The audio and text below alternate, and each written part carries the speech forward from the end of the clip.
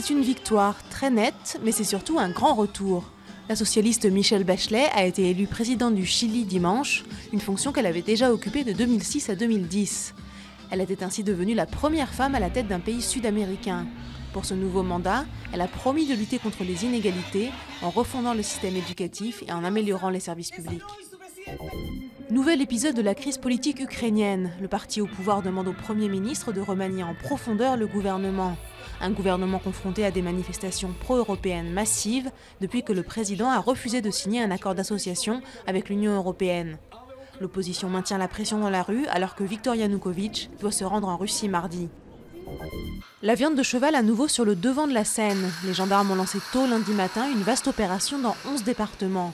En cause, des chevaux qui servaient à la recherche pharmaceutique et des chevaux de centre équestre qui se sont retrouvés dans les assiettes alors qu'ils étaient impropres à la consommation. Certains étaient achetés au géant pharmaceutique Sanofi, puis auraient été vendus avec des documents vétérinaires falsifiés. Renault à l'assaut du marché chinois. La marque aux losanges a signé l'accord lançant sa co-entreprise avec Dongfeng, le deuxième constructeur chinois. La production débutera en 2016 et devrait s'élever au départ à 150 000 voitures par an.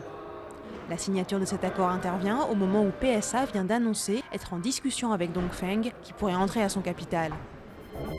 Pour des millions de cinéphiles, il restera un regard bleu intense sous un kéfier blanc. Peter O'Toole est décédé à l'âge de 81 ans. Le comédien irlandais, interprète de Laurence d'Arabie, avait multiplié les rôles au théâtre et au cinéma, apparaissant aussi bien dans Quoi de neuf Pussycat avec Romy Schneider que dans Le Dernier Empereur et 3.